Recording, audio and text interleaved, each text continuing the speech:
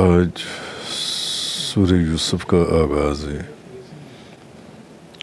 تو سورہ یوسف کو شروع کرنے سے پہلے اس کا تعارف کروا دینا بہت ضروری ہے کہ اس سورت کا نام سورہ یوسف کیوں رکھا گیا۔ اس لیے کہ اس سورت کے اندر حضرت یوسف علیہ السلام کا ذکر بڑا تفصیل سے فرمایا گیا ہے، اس لیے اس کا نام سورہ یوسف رکھا گیا۔ اور صحیح قول یہ ہے کہ یہ ساری سورت جو سی ہے یہ مکہ مکرمہ میں نازل ہوئی، اور اس سورت میں اللہ تعالیٰ نے اپنے محبوب نبی کریم صلی اللہ علیہ وسلم کو یہ بتا کر ایک تسلی دی کہ جس طرح حضرت یوسف علیہ السلام کے بھائیوں نے ان کے متعلق جو ناپاک منصوبے بنائے، اور جس طرح وہ سارے منصوبے جو ان کے بھائیوں نے بنائے وہ ناپاک ہو گئے، اور ایک دن ان کو حضرت یوسف علیہ السلام کے مرتبے، آپ کے مقام کو تسلیم کرنا پڑا، ماننا پڑا۔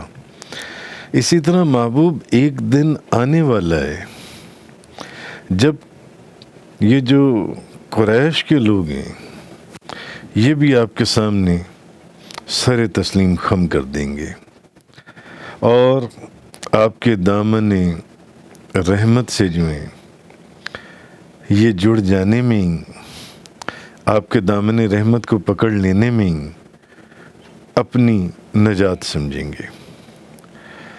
تو قرآن کریم میں بے شمار سابقہ انبیاء کرام جو ہیں نبی کریم صلی اللہ علیہ وسلم، تو ان کے بے شمار قصے بیان ہوئے جن کا ہر پہلو جو انسا ہے ان قصوں کا وہ اللہ تعالیٰ کی ہدایت اور نور کے انوار برسا رہا ہے۔ لیکن احسن القصص کے لقب سے صرف یوسف علیہ السلام کی جو داستان حیات ہے اسی کو نوازا گیا احسن القصص۔ کیوں؟ یہ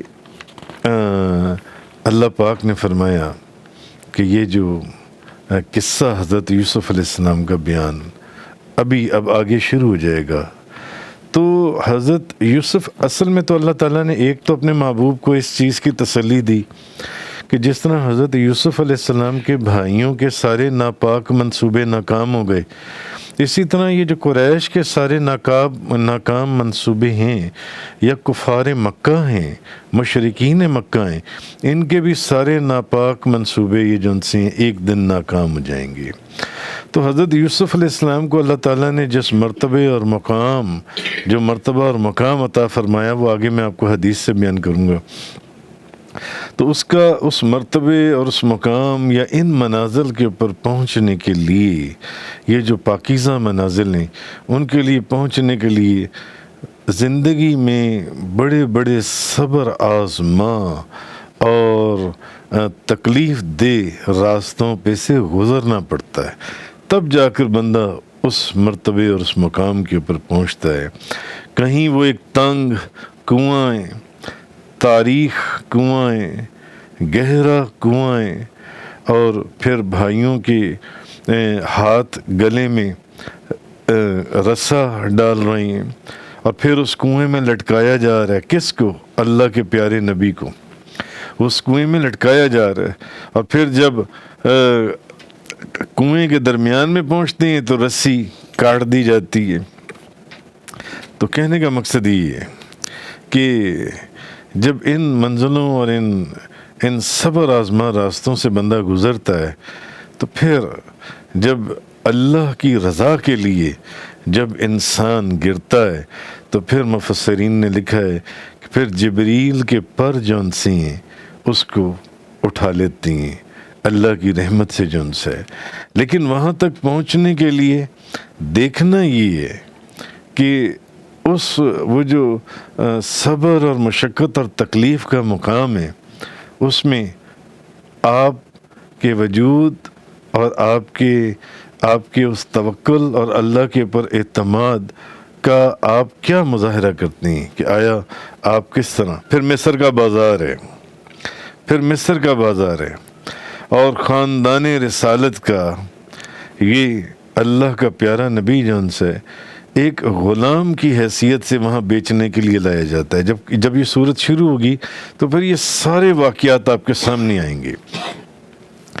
اب بازار میں اس کا ریٹ لگایا جاتا ہے، بازار میں اس کی بولیاں لگتی ہیں اور خریدار بولیاں دے رہے ہیں جون سی ہیں. تو کل تک جو حضرت یعقوب علیہ السلام کی آنکھوں کی روشنی تھی جون سے اور پھر وہ اللہ کے نبی بھی ہیں، آپ دیکھ رہے ہیں خود اپنی آنکھوں سے، مگر زبان خاموش ہے اور کسی سے اس راز فاش نہیں کیا کسی کے سامنے کہ دیکھو یہ جو بک رہا ہے یہ کون ہے اور یہ اللہ کی بارگاہ میں اس کا کیا مقام ہے.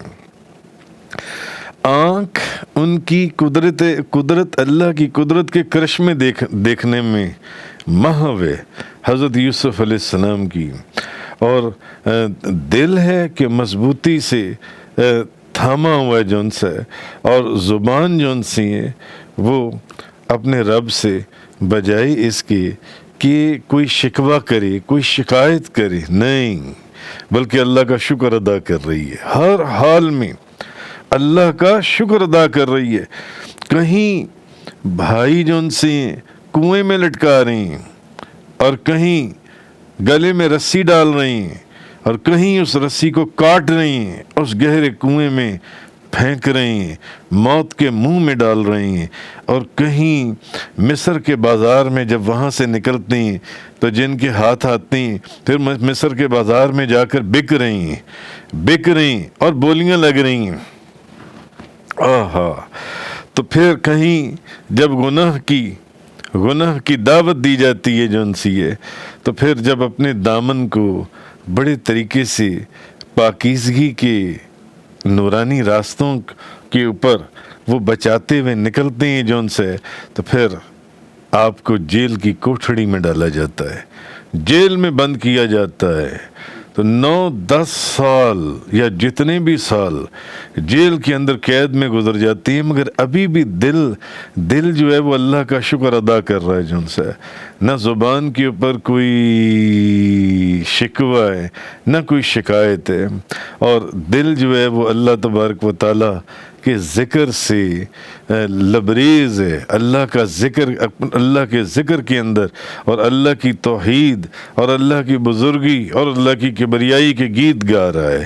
تو وہ نبی جس نے فقط اپنے رب کو راضی کرنے کے لیے مصر کے بازار میں اپنے آپ کو بدنام کرنے کا جرت کی اور ایک جرت مندانہ جو قدم اٹھایا جون سا ہے، اور آج جب وہ اس قید خانے سے باہر رکھتا ہے تو تمام دوست اور دشمن اتنی لمبی قید کاٹنے کے بعد جب وہ باہر نکلتا ہے تو اس کی سیرت کی پاکیزگی اور اس کے اخلاق کی بلندی اور اس کے اب وہ تمام لوگ اس کے کردار کو تسلیم کر رہے ہیں کہ یہ ہوا کیا تھا.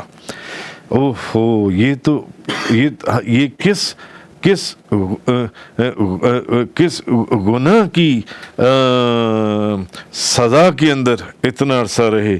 وہ جو لوگ سوچتے مگر اب پتہ چلتا ہے کہ نہیں، اب لوگوں کو پتہ چلتا ہے جو ظاہری آنکھوں سے دیکھنے والے لوگ تھے جن سے، تو اب ان کو پتہ چلتا ہے کہ وہ تو پاکیزگی کی اس منزل پر تھے جس کو ہم سمجھ ہی نہیں سکتے تھے جن سے. تو اس وقت بھی حضرت یوسف علیہ السلام بے گناہ اتنے سال کی قید گزارنے کے بعد جب آپ اس قید سے نکلتے ہیں تو اس وقت بھی آپ کا کہنا یہی ہوتا ہے کہ وما ابرئ نفسی ان النفس لعمارۃ بالسوء الا ما رحم ربی ان ربی غفور الرحیم. مجھے آپ فرماتے ہیں کہ مجھے اپنی پاکیزگی کا دعویٰ ہی نہیں ہے، مجھے اپنی پاک دامنی کا دعویٰ ہی نہیں ہے. نفس کا کام تو برائی کا حکم دینا ہے، مگر جس پر میرا رب رحم فرمائے بے شک میرا پروردگار غفور الرحیم ہے.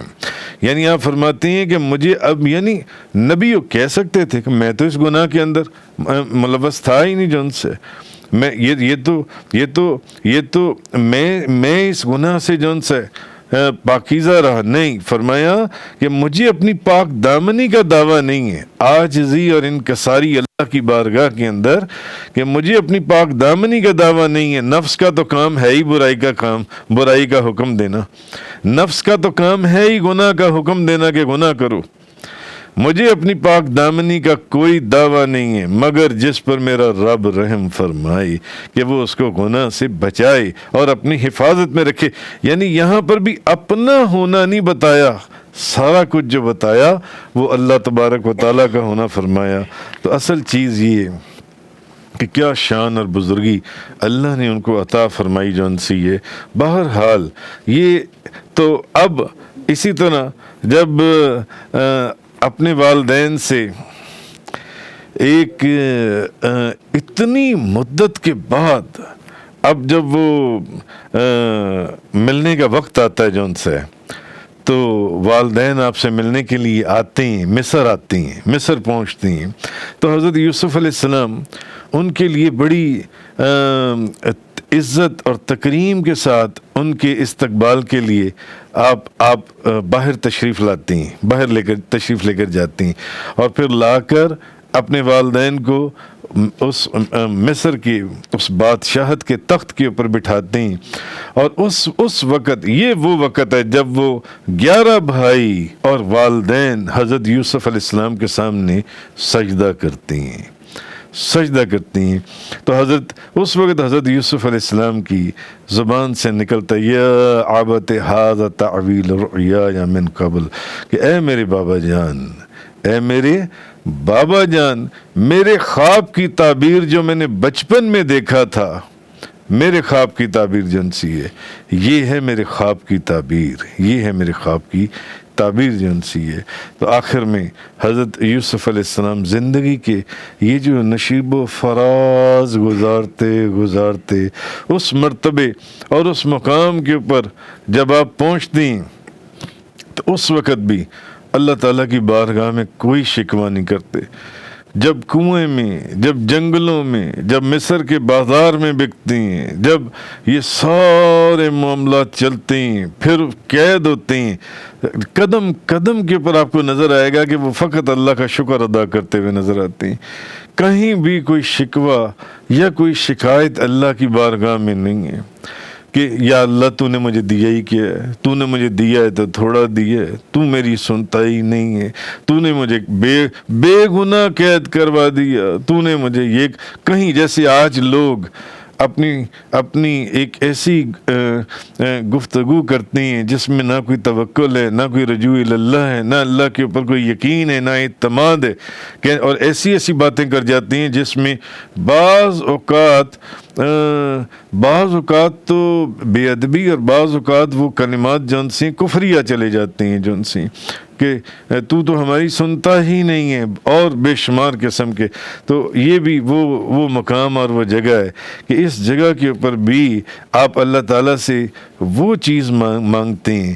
آپ فرماتے ہیں اب آخر کے اوپر، جہاں آپ اس صورت کا آخر پر آگے جا کر آپ اینڈ دیکھیں گے اور پڑھیں گے اور سنیں گے اور سمجھیں گے.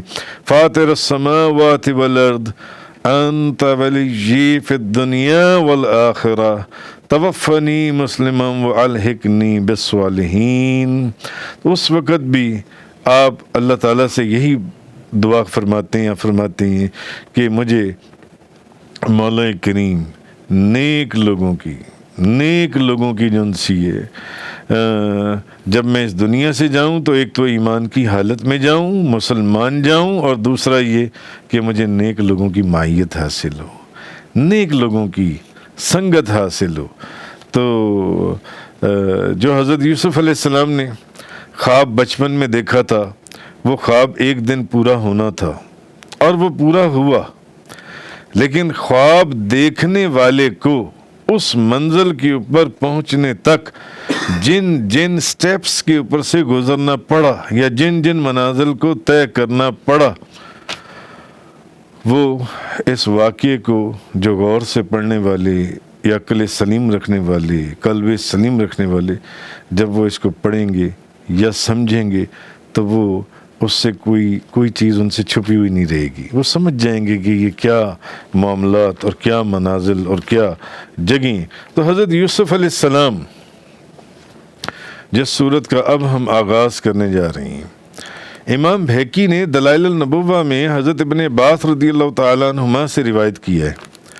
آپ فرماتے ہیں کہ ایک یہودی عالم اللہ کے رسول کے پاس آیا تو نبی پاک صلی اللہ علیہ وسلم اس وقت سورہ یوسف کی تلاوت فرما رہے تھے۔ ایک یہودی عالم، ایک یہودیوں کا اسلامک اسکالر نبی پاک صلی اللہ علیہ وسلم کے پاس آیا تو آپ اس وقت سورہ یوسف کی تلاوت فرما رہے تھے۔ تو اس نے کہا، یا محمد، آپ کو اس کی کس نے تعلیم دی ہے؟ آپ سورہ یوسف پڑھ رہے تھے۔ تو اس نے پوچھا، اس یہودی عالم نے پوچھا اللہ کے رسول سے، نبی پاک صلی اللہ علیہ وسلم سے، کہ یہ جو آپ پڑھ رہے ہیں یہ آپ کو کس نے سکھایا ہے، یعنی آپ کو اس کی کس نے تعلیم دی ہے؟ تو نبی پاک صلی اللہ علیہ وسلم نے فرمایا، مجھے اللہ نے اس کی تعلیم دی ہے۔ اب وہ یہودی عالم بڑا حیران ہوا۔ حضرت ابن عباس فرماتے ہیں، اب وہ واپس گیا یہود کے پاس۔ اس نے جا کر یہود کی جماعت کو اس نے کہا، اللہ کی قسم، محمد صلی اللہ علیہ وسلم اس طرح قرآن مجید پڑھتے ہیں جس طرح تورات نازل ہوئی ہے۔ عالم تھا نا یہود کا، تو عالم اپنی کتاب کو جانتا ہے۔ اس نے قسم کھا کر یہود کو کہا، اس نے کہا اللہ کے یعنی محمد اس طرح قرآن پڑھتے ہیں جس طرح تورات نازل ہوئی ہے۔ پھر وہ یہودیوں کی ایک جماعت کے ساتھ حضور کے پاس آیا تو انہوں نے کہا، انہوں نے آپ کو تورات میں جو آپ کی نشانی موجود تھی اس نشانیوں کی وجہ سے حضور کو پہچان لیا، کیونکہ یہ آپ پہلے پڑھ آئے ہیں کہ تورات، زبور، انجیل وغیرہ کے اندر حضور نبی کریم صلی اللہ علیہ وسلم کی نشانیاں موجود تھیں۔ اب اس نے جا کر یہود کی جماعت کو کہا، اللہ کی قسم محمد جو قرآن پڑھتے ہیں وہ ایسے ہی ہے جیسے تورات نازل ہوئی ہے، جیسے تورات نازل ہوئی ہے، یعنی یہ اللہ ہی کا کلام ہے۔ اب وہ یہودیوں کی ایک جماعت لے کر آیا اگلی دفعہ حضور کے پاس، اور انہوں نے تورات کے اندر جو آپ کی صفات، جو آپ کی نشانیاں تھیں، ان سے آپ کو پہچان لیا۔ تو پھر انہوں نے آپ کے کندھوں مبارک کے اندر مہر نبوت کو دیکھا، مہر نبوت کو۔ تو پھر انہوں نے نبی کریم صلی اللہ علیہ وسلم سے سورہ یوسف کی تلاوت کو سننا شروع کر دیا۔ بات سورہ یوسف کی ہو رہی ہے نا، سورہ یوسف کی تلاوت کو سننا شروع کر دیا۔ اور جب انہوں نے سورہ یوسف کی تلاوت کو سننا شروع کیا تو وہ اسی وقت وہ سب مسلمان ہو گئے، وہ یہودی جن سے وہ مسلمان ہو گئے۔ تو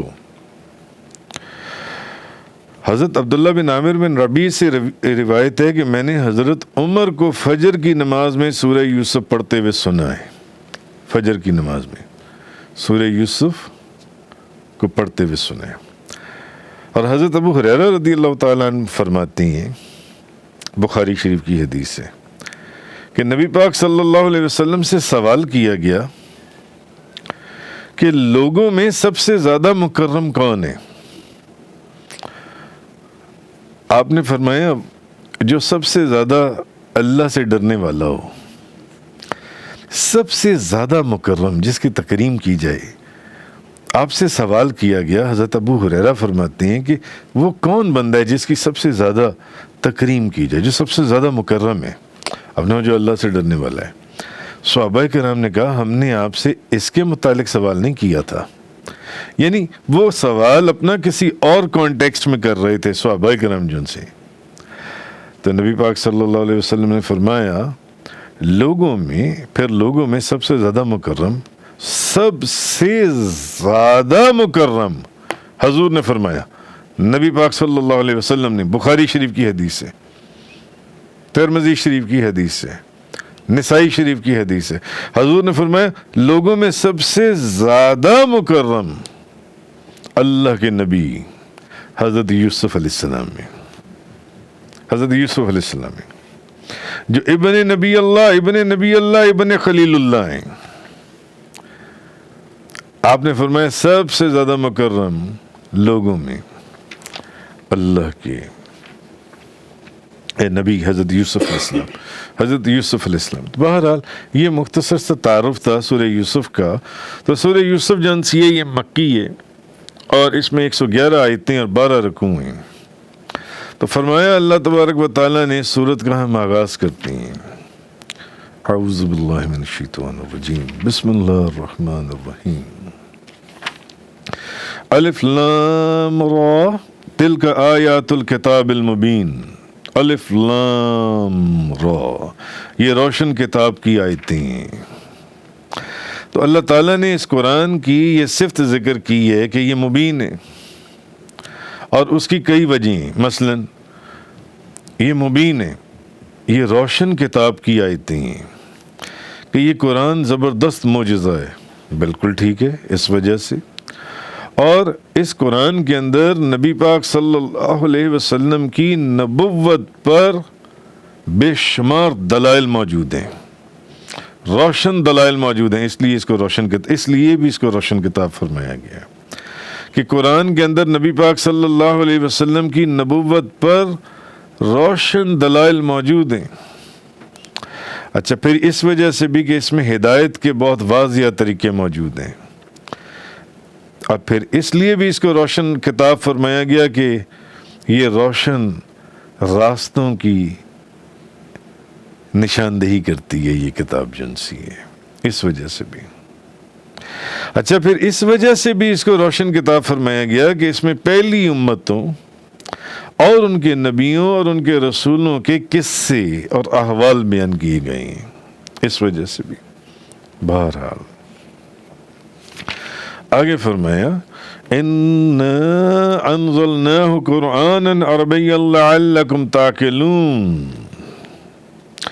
بے شک ہم نے اس قرآن کو عربی زبان میں نازل کیا ہے تاکہ تم اس کو سمجھ سکو. نحن نقص عليك احسن القصص بما اوحينا اليك هذا القرآن. ہم آپ کو اس قرآن کی وحی کے ذریعے سب سے حسین قصہ سناتے ہیں، سب سے حسین. اب قرآن کے اندر بے شمار قصے بیان ہوئے، حضرت داؤد علیہ السلام کا، حضرت یعقوب علیہ السلام کا، حضرت زکریا علیہ السلام کا، حضرت نوح علیہ السلام کا، حضرت آدم علیہ السلام کا، حضرت اسماعیل علیہ السلام کا، حضرت ابراہیم علیہ السلام کا، حضرت عیسیٰ علیہ السلام کا، حضرت لوط علیہ السلام کا، حضرت صالح علیہ السلام، حضرت بے شمار ہود علیہ السلام کا بے شمار قصے بیان ہوئے. ہم آپ کو اس قرآن کی وحی کے ذریعے، اب اللہ فرما رہا ہے کہ ہم آپ کو سب سے حسین محبوب، ہم آپ کو سب سے حسین قصہ سناتے ہیں. سننے والے اللہ کے رسول، سنانے والا خود اللہ تو. وَإِن كُنْتَ مِن قَبْلِهِ لَمِنَ الْغَافِلِينَ. اور بے شک آپ اس سے پہلے بے خبر تھے، ہم آپ کو سناتے ہیں. حضرت ابن عباس رضی اللہ تعالیٰ عنہما بیان کرتے ہیں صحابہ کرام نے عرض کیا، صحابہ نے عرض کیا یا رسول اللہ ہمیں کوئی قصہ سنائیں. تو اللہ تعالیٰ نے یہ آیت نازل فرمائی کہ ہم آپ کو اس قرآن کی وحی کے ذریعے جب صحابہ کرام نے اللہ کے رسول نبی کریم صلی اللہ علیہ وسلم کی بارگاہ میں سوال کیا کہ آپ ہمیں کوئی قصہ سنائیں، اس کا مطلب ہے صحابہ کرام حضور سے کچھ سننا چاہتے تھے کہ بس حضور کچھ سناتے رہیں اور آپ سنتے رہیں. تو صحابہ کرام نے کہا یا رسول اللہ ہمیں کوئی قصہ سنائیں. تب اللہ نے یہ آیت نازل فرمائی کہ محبوب ہم آپ کو اس قرآن کی وحی کے ذریعے سب سے حسین قصہ سناتے ہیں، ایسا قصہ سناتے ہیں جو سب سے حسین ہے. حالانکہ قرآن کے اندر کتنے نبیوں کا ذکر ہوا، کتنے ولیوں کا ذکر ہوا، مگر اللہ نے فرمایا ہم آپ کو سب سے خوبصورت قصہ سناتے ہیں، سب سے پیارا قصہ سناتے ہیں. اب جس قصے کو اللہ پیارا اور حسین کہے اور خوبصورت کہے، تو سورہ یوسف کو احسن القصص جو کہا گیا اس کی کئی وجوہات ہیں جو میں نے آپ کو اس کے تعارف کے اندر ہی بیان کر دی ہیں. بہرحال کہ اس واقعے کے اندر حضرت یوسف علیہ السلام کے واقعے میں بہت حکمتیں ہیں، اور اس میں جس قدر حکمتیں ہیں اور جس قدر عبرت انگیز واقعات ہیں، اتنے عبرت انگیز اور حکمتوں سے بھرپور واقعات آپ کو اور کسی صورت میں نہیں ملتے جو صرف سورہ یوسف کے اندر آپ کو ملتی ہیں. اس لیے بھی اس کو احسن القصص کہا گیا، اور اس لیے بھی کہا گیا اس کو بہترین خوبصورت قصہ. بعض نے کہا کہ حضرت یوسف علیہ السلام نے ان کے بھائیوں نے ان کے ساتھ جو کچھ بھی کیا اس کے باوجود حضرت یوسف علیہ السلام نے ان کے ساتھ بہت ہی کمال بہترین سلوک فرمایا، بہت ہی بہترین. اور انہوں نے اذیتوں، تکلیفوں اور مصیبتوں کے جو پہاڑ توڑے، حضرت یوسف علیہ السلام نے نہ صرف ان مصیبتوں اور تکلیفوں اور پریشانیوں کے اوپر صبر کیا، بلکہ جب وہ اقتدار کے اندر آئے، مصر کے بادشاہ بنے، چاہتے تو ان کو پکڑ کر جو مرضی سزا دے دیتے، مگر اس کے باوجود انہوں نے ان کو معاف کر دیا.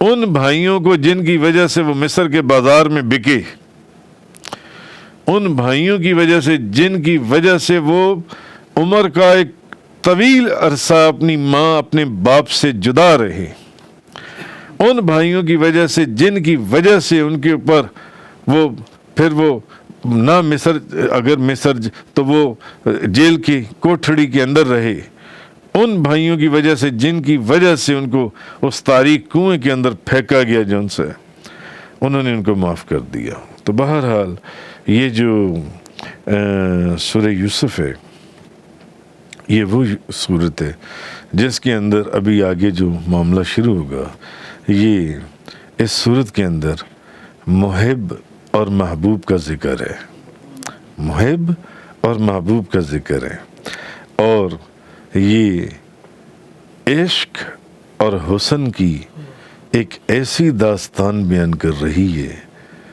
جس کی نظیر اس کائنات میں نہیں ملتی. عشق، محبت اور حسن کی ایسی داستان بیان کرتی ہے یہ صورت. اور ایسا اسی لیے اللہ پاک نے فرمایا نا کہ محبوب ہم آپ کو اس قرآن کی وحی کے ذریعے سب سے حسین قصہ سناتی ہیں. تفسیر قرآن کا یہ لیکچر انگلش میں سننے کے لیے براہ کرم ڈسکرپشن میں موجود لنک پر کلک کریں.